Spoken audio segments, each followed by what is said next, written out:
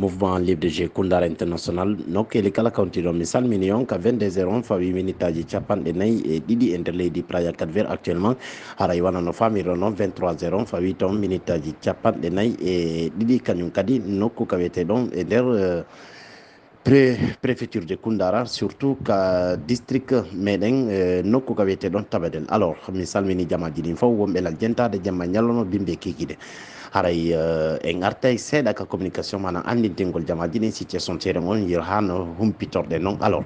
en fuɗɗoray battane ɗo kañum hollirgol mettu ɓerde muɗum ɗum woni hanki awa haray bon woni buy ko parmina toon ɗe surtout noon nomi yewtiron noon bimbi ma ñallolma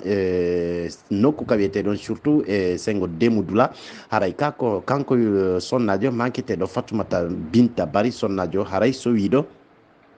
ene ka tigi tigi on wonno ko ɓe hawri kure wonno ko hawre makko toon daditi dari en wonno ko jippi ka pick-up je maɓɓe ɓe yahi ɓe hewtanoyɓe sengo Demoudoula toon ɓe tewi pas ɓe felli jamaji ɗin kanko Fatoumata Binta Bari ene ka tigi tigi on o barmuno moƴƴa noon saabu no hay juuɗe ɗen fof wonno ene ka tigi tigi on kure ɗen woni ko rewi e muɗum awa haray wonno ɗon kanko ɗimmojo makko kadi wiyeteɗo Nene Mari haray on jiwo ɗon ɗe kadi wonno wonno ka kure ɗen hawri e makko nokku ka wiyete ɗon Demoudoula manan ka takko cangol toɗe toon noon haray ko très difficile si oto wawa hewtude toon ko noon haray daditi dari en wonno yeehi ko baggoyi toon jamaji ɗin hanki ɗum ko ñande 5 ene ka tigui tigui on septembre fi ɗo noddandu wiye manifestation mo FNDC noddi on e awa noon tawi ka tigui tigui on sar nden wulno ha feƴƴiti kero tawde daditi dari harino soñji jamaji ɗin moƴƴa surtout ɗi quartier ji weddiɗi mana wonɗi ka sera sare meɗen toon nde. Alors ka mouvement libre de jeu Koundara international en artay andintingol jamaji ɗin nomi yewtiro noon awa haray kanko Bernard Goumou manam ɗo premier ministre noon kañum ardiɗo fendo ɗo e gouvernement de la transition on manam primature o zerɗo primature on toon ɗe haray woni ko waɗi konngol o holli haray de lieutenant colonel Mamadi Doumbouya ardiɓe fendo ɗo ardiɗo fendo leydi ene ka tigui tigui wonno ko on ɗo déplacé o yeehi o tawoyimo toon ɗe awa koɓe tintodayno toon ne haray noon woni ko o holli lieutenant colonel Doumbouya wi'imo wonandema yo yahu obligatoire o yiida e ɗi parti ji ɓurɓe représenté ɓe zantuɓe manam e ɓurɓe jogade jamaji buyka leydi meɗen toon fi yoɓe aruɓe joɗoɗo ɓe yewtude haray autorité ɗum ɗon kanko premier ministre yo waɗu on effort ɗon ɗe fi yo obligatoire yo oblige o yaha o tawoya ɓeɗo ka seeje maɓɓe ka manam ka bureau ji maɓɓe fi yoɓe jaaɓu ɓe ara ɓe yewtita fi no leydi meɗen ndi ɓuttira haray noon buy woni no min humpitori noon buy holli haray ka tigui tigui on ɗo si tawi woni ɓe ƴettiri hunde sérieux parti ji politique ji force vivant ko ɗum ɗon woni ko faalawo ko wontum haray ka tigui tigui on wona yoɓe weeɓam ɓe weeɓi tamɓe junggo ɓe ƴetta ene ka tigui tigui on e junggo mabɓe e manam nanogon haray ɓe joguiti laaɓi manam koɓe hettira ɓe sengo go'o wo ko wontum haray si tawi woni joɗote yewtidane e yimɓe boy holli haray ka tigui tigui on ko ɗum ɗon woni ko moƴƴani guineme ɓen CNRD haray ɓe silon kanko premier ministre on ko ɓe ƴetti engagement fi fali forcé tintudugol e parti ji représenté ɓe population jamala guine on ɓurɓe e ɗuɗude ɓen ka leydi meɗen toon arten e jantagol situation ceeren on wiyer ha no humpitorde noon mi andintinayi tun kanko Makale Traoré haray oɗo kadi ko tawa ɗo ka force vive toon kono hiɗon andi wonno ko toɗɗa manam ɗo fi battane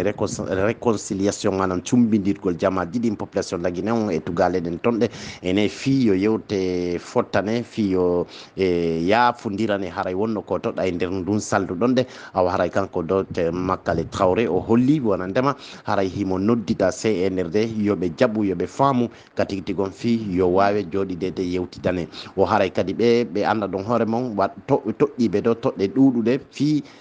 haray si ɗum ɗon tawi woni haray CNRD jaɓaniɓe ɓe joɗodote wo haray kamɓe kadi yoɓe jaaɓu ɓe ara ɓe famodire haray ene ka tigui tigui on yer ha no min humpitorno ino gasa ka tigui tigui on ko wawe ka CNRD wawa ene ka tigui tigui on faltodirde e force vivant hara ko ɓuuri e yawde haray noon o holli kanko Makale Traoré o holli kadi e nder muɗum haray woɗɗitiɓe ɗo e sengo leydi manam ɓe représente ɓe ɗo jama laguine on ɓurɓe ɗude ɓen yon andi ko président Sellu e kanko Sidia Touré ene haray ɓe holli woɗɗitagol e maɓɓe ton e ka leyɗe janane wo fiyo ɓuttu heɓo fiyo goɗɗum ko laaɓi yo yaltu laguine wo tankiɓe ka leyɗe janane ɗum fayda wo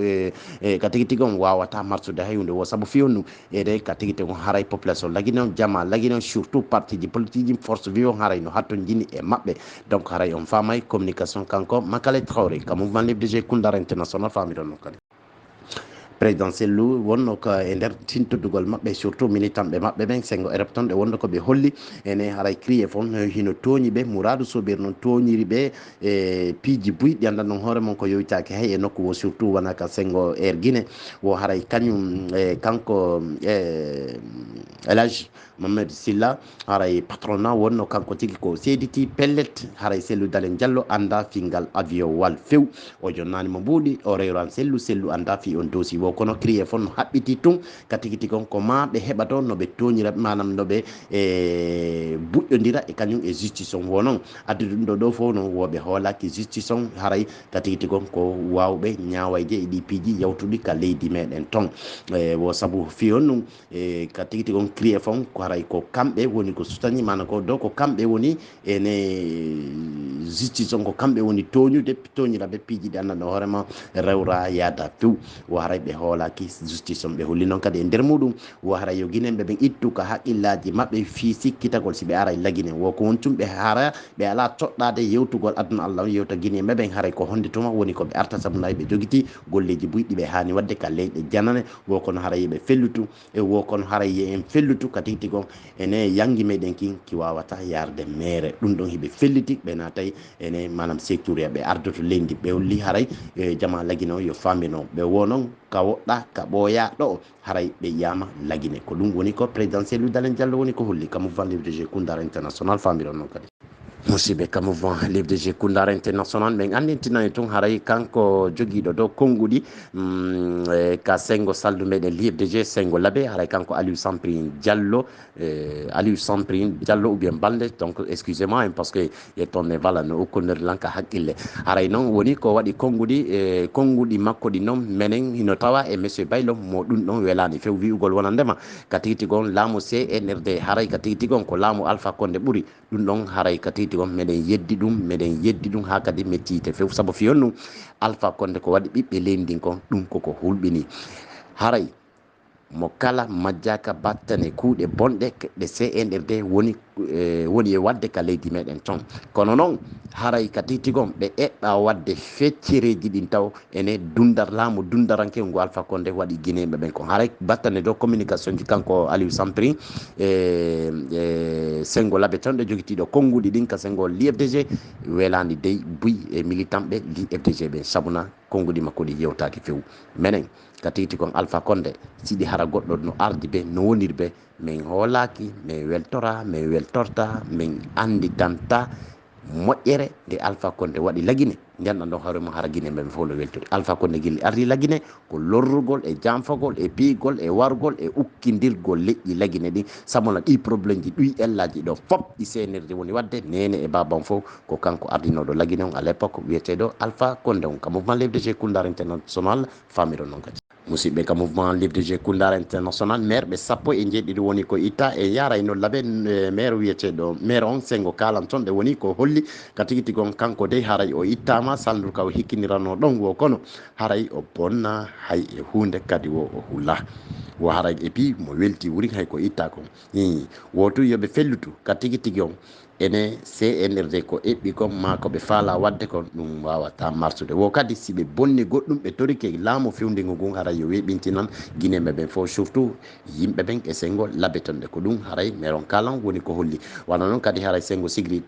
kurusatoɗe ka nokku ka Alpha Condé tigui jeeya ɗon tigui haray on ɗon kadi woni ko itta kono noon jamaji ɗin ton enen no weltori tegol kañum maire on kono haɗani ɗum maire on ton ɓe holli ittama kono haray si tawi tun mo bonni dow goɗɗum woyo kañum CNRD woyo déclarant jamaji ɗin holla ko ɗum ɗo haray woni ko bonni haray mo woni prêt wo sabuna hay e hunde ala ko bonni ton kono noon mi annitenen tun sengo krusa ton haray jamaji ɗin tigui no falano on maire jo yo itte wonano famire noon ko mouvement libre de jeu Koundara international wana noon kadi maire on Sengo Mali yembe hen ton de on ɗon kadi faya konngudi makko ɗi e konngudi kañum o mo labe gade fof ko hunde wotere kankadi woni o bonna hay hunde wo laamu ngu ene ka tigui gon ɓe ittiɓe tun kono fus ala ko ɓe bonni wo noon haray Allah heeƴe hakkudeji mabɓe wo haray ɓe jooɗi ɓe heeɗi ɓe habboto ko woni aroyde yeeso kon ka mouvement lewdi G Koundara international famiɗo noon kadi mouvement livre G Koundara international haray militant ɓe buyi Sengo FNDC hino heñña e jogue fendo sayɗo goɗɗum ɗum ko paykoye manda ɗon hoore mon joguiɓe duuɓi 16 ha 12 goɗɗum ɗum ko makko paaɓe haray woɓɓe ɓe ñang hay kañum médiaji ɗin to wonani ko humpitiɓe haray noon ɓeygureji ɗin hino wadde ɓe do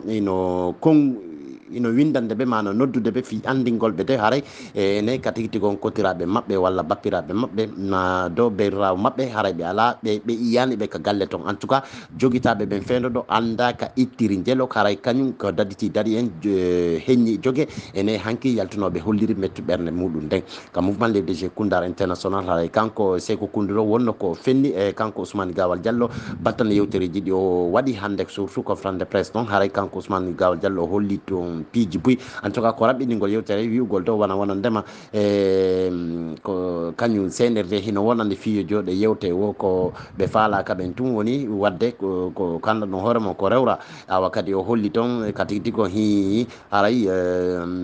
Cellou Dalein Diallo président Cellou Dalein Diallo wonno ko gagné ɗi élection ji woɗɗum ɗo fof Ousmane Gawa fenay woni woko fi hon noon so tawi woni mo andi pellet ene ka tigui kon haray kanko monsieur le président Cellou Dalein Diallo no gagné no élection ji ɗi laaɓi poy ko honnum haray o mettani ene battane koɓe tuuti kon wohimo andi haray ka titi kon fendo ɗo to haray laamu ngun ko manam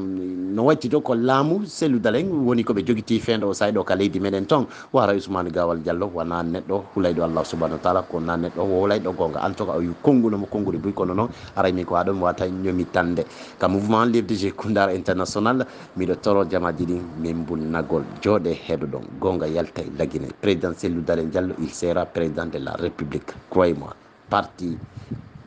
ji meɗen ɗin mi innani on parti ji ɗin fof wodata e façaji mais ɓe suusata nakkagol parti di FDG et di lanad croyez-moi ko mi woni yewti on ko no laabiral lawa ndiyam paradi haqqeji meɗen nin koye dartanori folle mono faala dolude je vous remercie bonne soirée restez connecté souvent dans notre plateforme comme mouvement livre G Koundara international haray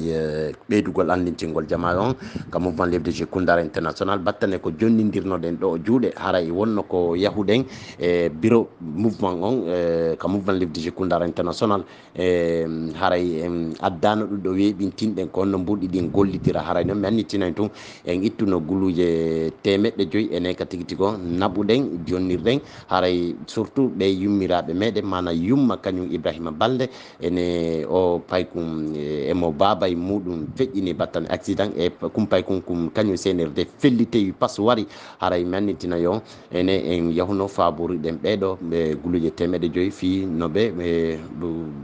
wawira dow wallitorde ton ɗe haray ko addi mi yewtude ɗum ɗo kon devant public ko fi no wattamo kala humpe ko honnum ɗin ɗon mbuɗi waɗa awa haray noon ko watti e muɗum ka Sengo cellule de communication en wallitino cellule de communication on fodde 2 millions francs guinéen awa hino toon kadi tugalal tiiɗugal noon manna ɗon hoore mum haari ɓe hayfi surtout kadi babay mabɓe sella mi yiiɗa innugol inde mabɓe ɓen ɗon kadi wonno ko namanɗen ɓe guluje 500 ɗum yo on teddugal e moɗon haray 3 millions ene ka tigui on 167 000 wonno ɗum ɗon ko finance ɗum yo on teddugal e moɗon haray ko ni ɓene ka tigui tigo gollitirɗen mbuɗi heeɓiɗi ɗin ɗi noddidirɗen juuɗe ɗe balɗe yawtude ɗo fof haray haqqeji meɗen ɗin koye dartanodi fole mono faala dollude je vous remercie on jarama wassalam